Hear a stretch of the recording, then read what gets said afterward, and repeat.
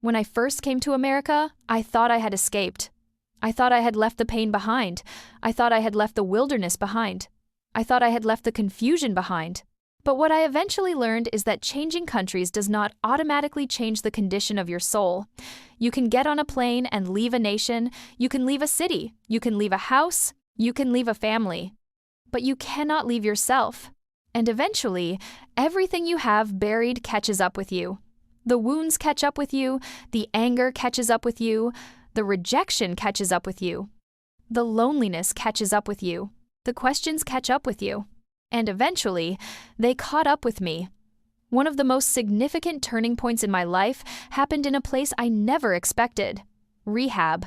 Now, if you had told me years earlier that one of the greatest spiritual foundations of my life would begin in rehab, I probably would not have believed you.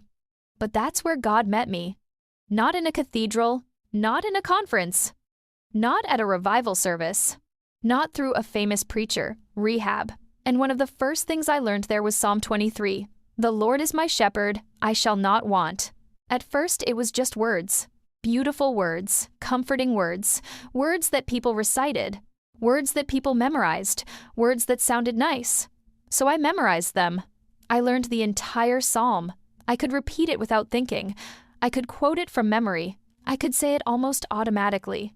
But there was one problem. I didn't understand it. I knew the words. I didn't know the shepherd. There is a difference, a massive difference. Looking back now, I realize God was planting seeds that would not fully bloom until years later. Because Psalm 23 is not really about sheep. It is not really about green pastures. It is not really about still waters. It is about relationship. It is about trust. It is about being led. It is about knowing who walks with you when life becomes dangerous. But at that point in my life, I hadn't learned that lesson yet.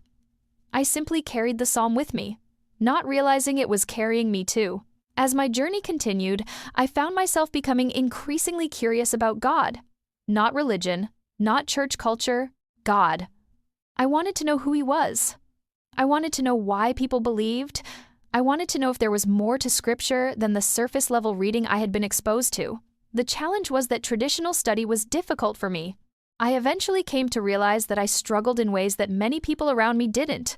Reading and retaining information wasn't always easy. Concentrating wasn't always easy. Focusing wasn't always easy. Looking back now, I recognize there were elements of dyslexia and trauma affecting the way I processed information. My brothers seemed able to sit down and study naturally. That wasn't my experience. I often learned differently. I learned by listening. I learned by hearing. I learned by absorbing. And so, instead of forcing myself into someone else's learning style, I began finding my own. I started listening to the audio Bible over and over, again and again, hour after hour, passage after passage. I let Scripture play in the background of my life. While other people were reading, I was listening. While other people were memorizing through repetition, I was absorbing through sound, and something began to happen. The Scriptures started feeling alive. Then I discovered Hebrew worship music, sounds of Jerusalem, ancient songs, ancient melodies, Scriptures sung instead of spoken. Something about it resonated with me.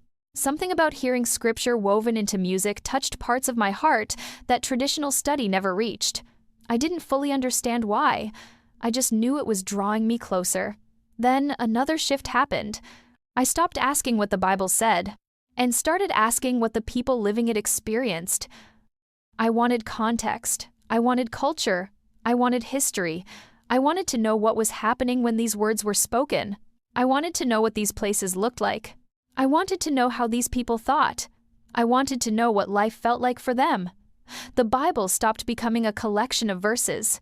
It became a living story. And as I dug deeper, I found David waiting for me. Again, and again, and again. Everywhere I turned, there was David. Not David the giant slayer, not David the king, not David the military hero, David the worshiper, David the exile, David the fugitive, David the man running through caves, David the man crying out to God, David the man who knew loneliness, David the man who knew rejection, David the man who knew what it felt like to be hunted.